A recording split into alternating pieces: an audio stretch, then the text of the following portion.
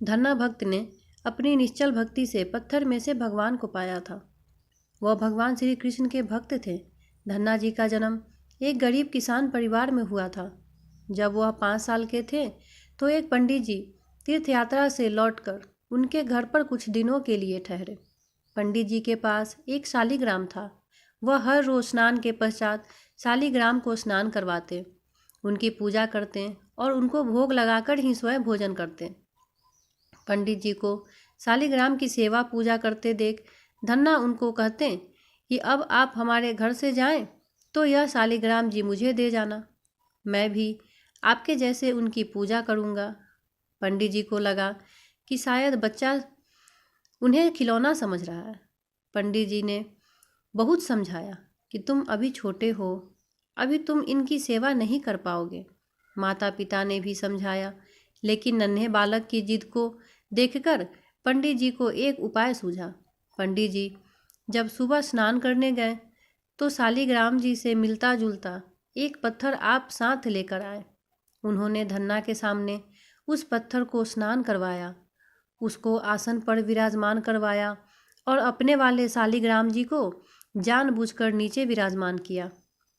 उन्होंने धन्ना से पूछा कि तुम्हें कौन सा शालिग्राम चाहिए।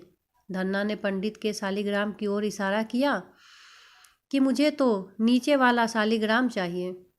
पंडित जी कहने लगे कि एक बार फिर सोच लो, क्योंकि जो शालिग्राम ऊपर विराजमान है वह राजा हैं और जो नीचे विराजमान है वह सेवक हैं। अब सोचकर बताओ कि तुम्हें कौन सा शालिग्राम चाहिए।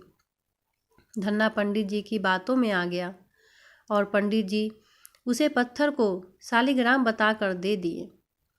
पंडित जी के जाते समय धन्ना से कहा कि तुम इस शालिग्राम जी को हर रोज स्नान करवाकर उनकी पूजा करना और उनको भोग लगाने के पश्चात ही स्वयं भोजन ग्रहण करना। धन्ना भक्त ने पत्थर को स्नान करवाया और 4 मोटी मोटी बाजरे की रोटियां और साथ में मक्खन लेकर उस पत्थर को भोग लगाने की याचना करने लगा। धन्ना नहीं जानते थे कि भगवान को भोग कैसे लगाते हैं।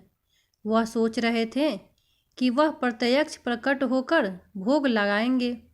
जब भगवान पत्थर में से प्रकट नहीं हुए तो धन्ना कहने लगे कि जब तक आप भोजन नहीं करोगे मैं भी नहीं खाऊंगा।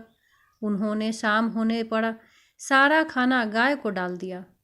उसके माता पिता को यह पता नहीं था, क्योंकि वह किसान थे। सुबह ही रोटी बनाकर माता पिता खेत में निकल जाते थे। 3 दिन बीत गए, लेकिन उन्होंने भोजन नहीं किया। भगवान उनकी निश्चल भक्ति भाव से रिझ गए और शालिग्राम जी के दोनों हाथ उस पत्थर में से निकलकर बाहर आए। भगवान ने बाजरे की बनी हुई 4 रोटियां को उठा लिया। धन्ना की नज़र जब भगवान के हाथों पर पड़ी तो उन्होंने भगवान के हाथ पकड़े और कहने लगे कि तुम अकेले ही भूखे नहीं हो, मैं भी तो 3 दिनों से भूखा हूँ। इसमें 2 रोटी तुम खाओ, 2 रोटी मैं खाऊंगा। इतना कहकर वह भगवान के हाथों से 2 रोटी छीनने लगे तो भगवान स्वयं प्रकट हो गए।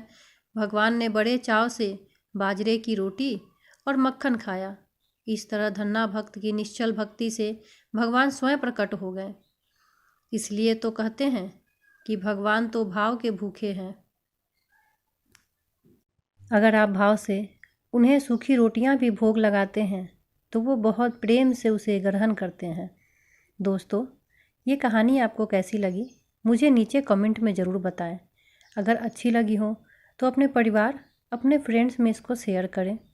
मेरे चैनल पे नए हैं तो मेरे चैनल को सब्सक्राइब करना ना भूलें। बगल में दिए हुए बेल आइकन को दबाएं, जिससे मेरी अगली आने वाली वीडियो आपको जल्द से जल्द मिल सके। धन्यवाद।